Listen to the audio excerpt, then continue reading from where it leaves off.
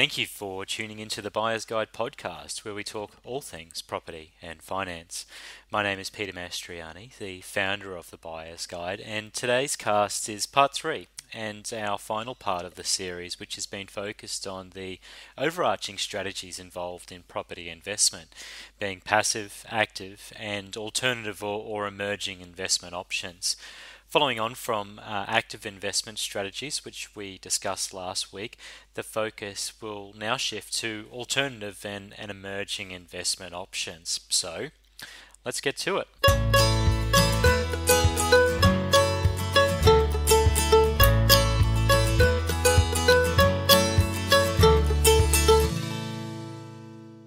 It's been a few weeks, so perhaps we should start off by having a quick recap of the previous 2 weeks by speaking about the overarching strategies that are actually involved within property investment, because the direction that you choose is going to be based on a few key factors, albeit that everyone of course is different. There are four main factors that I believe are going to influence the strategic direction that you will pursue when it comes to property investment.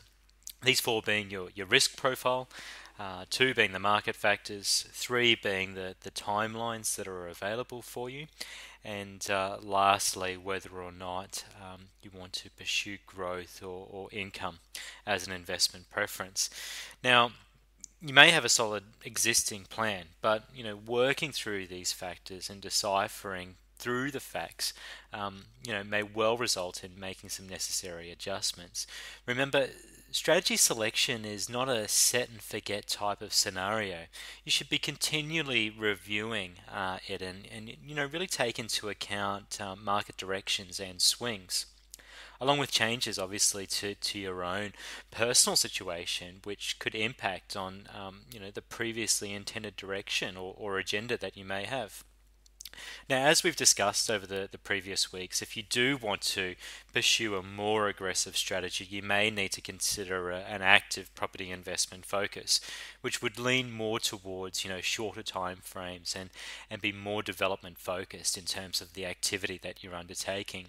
Conversely, if it is growth and lower risk that you're after, a passive strategy aligned to long-term ownership of blue chip stock might be more what you're after. Now, these overarching strategies intertwine with those four factors that we've just mentioned. Finally, though, there are alternatives to actually consider, and there are some emerging trends that have the potential to, I believe, be real disruptors within the property investment space, particularly in the short to medium term.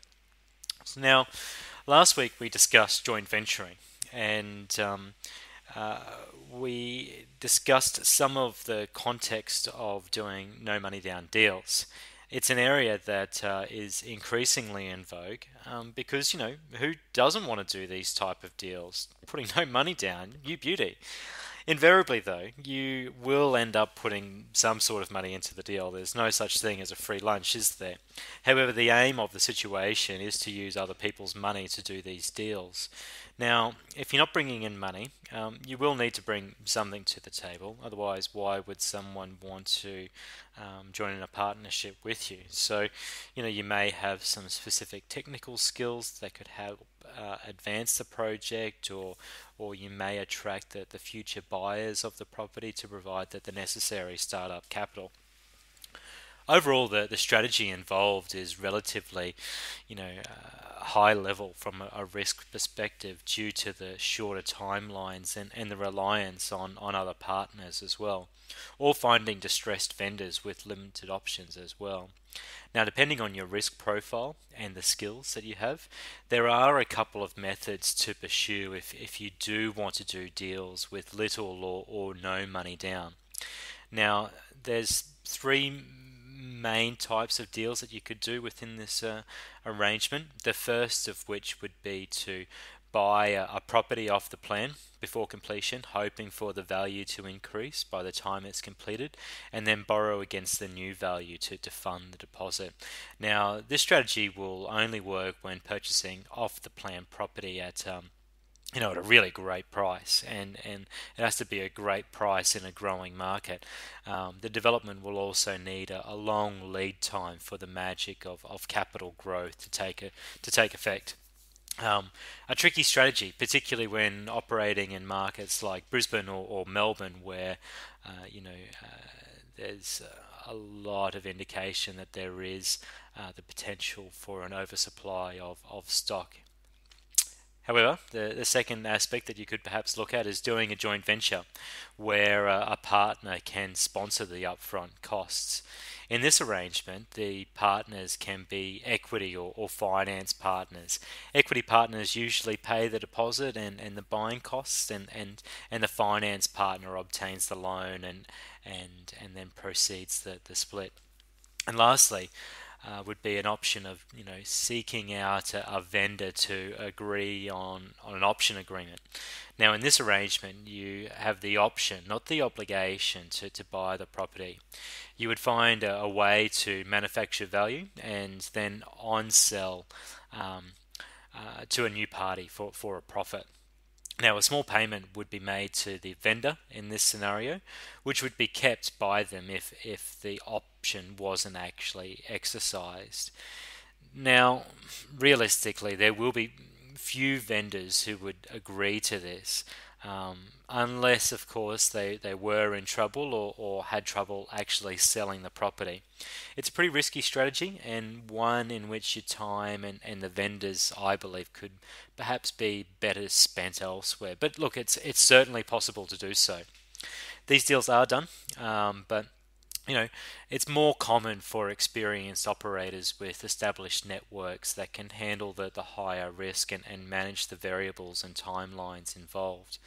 The one with the true merit, I guess, is joint venturing, particularly if you lack finance but have specialist skills in terms of finding sites or professional knowledge in the engineering, building, or planning space. That would be certainly advantageous to the financier. And obviously, the opposite would also be true in that arrangement. Now, if you didn't have something that you were bringing to the table, why would someone want to be doing business with you? So, albeit no money down deals are done, or little money down, you certainly do need to bring some sort of expertise or skill set to the table. Now, what I really wanted to speak about in this episode is what has the potential to be a real disruptor in the property industry, and it's property crowdfunding. Now, I guess you could say that this is, maybe the love child of syndicates and property trusts, where, people have been pooling funds and have been doing so for a long time to purchase property. In these instances, though, they are professionally managed funds, which, provide an alternative method to invest in property.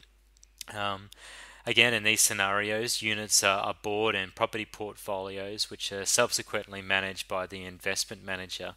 The funds pool the money together to then go out and purchase commercial or retail or industrial property.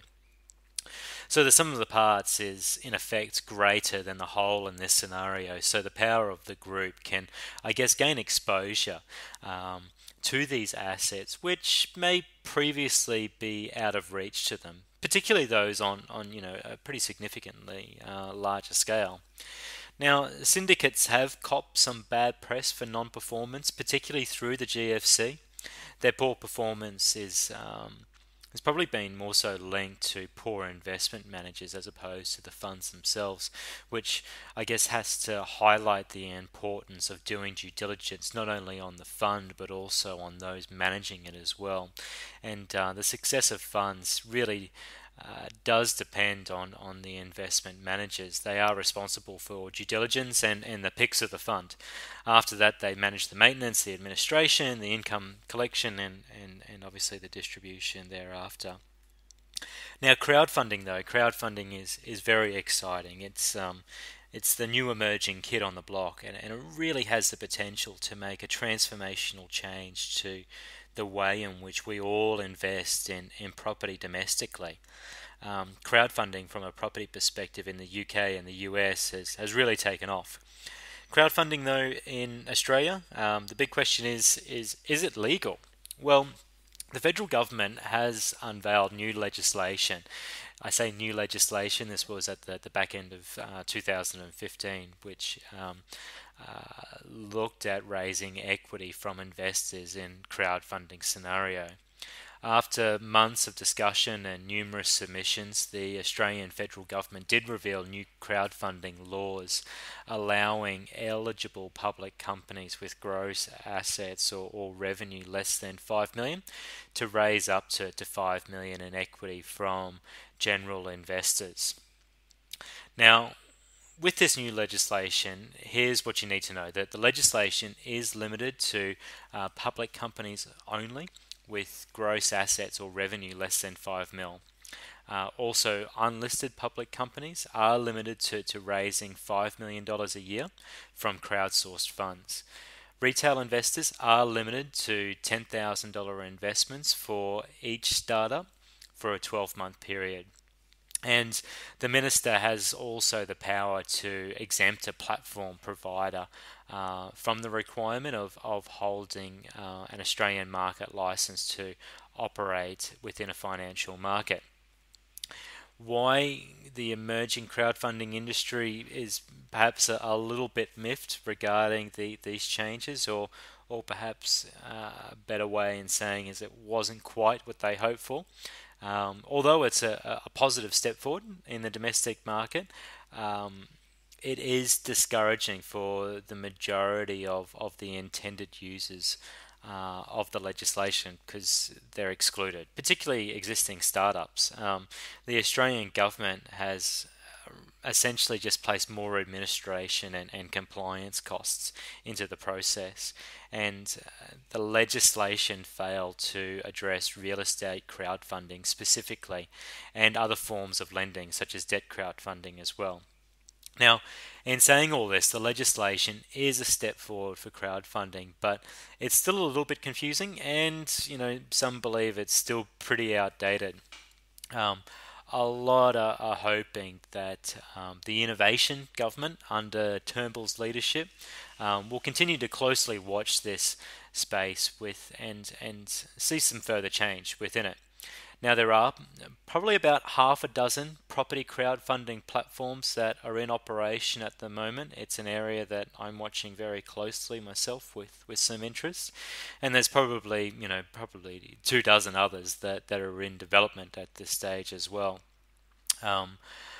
Most platforms, though, that are currently available in Australia are reserved for sophisticated investors on the basis that they're perhaps more au fait with the risks involved in this type of investment. Now, a sophisticated investor is someone who is classified as earning more than $250,000 per annum or holds net assets in excess of $2.5 million. Now, that is a small majority of the population as a whole, but look, once there is a further relaxation within the legislation, it is widely expected that it'll be opened up much further to retail investors, and really the floodgates will be open to the masses, or in effect to the crowd, to get access to property investment and get access to property investment for $100, even less in some cases. Look, I really believe this is an industry that has to be watched, as technically you can be an armchair investor. You could make property picks from your mobile platform. It's you can sit on your iPhone and invest in property. It'll be a real game changer to the industry, and really open up the market to individuals that may have previously been excluded from property ownership. I think it's real exciting times to see what's going to take effect with other potential disruptors that will emerge within the property crowdfunding space. So That concludes our three-part investment series, and we are back next week. And we do have an exciting lineup of several experts and high-profile individuals that are going to be sharing their property expertise with you. So don't miss out on these episodes. Make sure you subscribe, that way you won't miss out. And for all your lending and investment needs, please get in contact with us via www.thebuyersguide.com.au. So until next time, bye bye.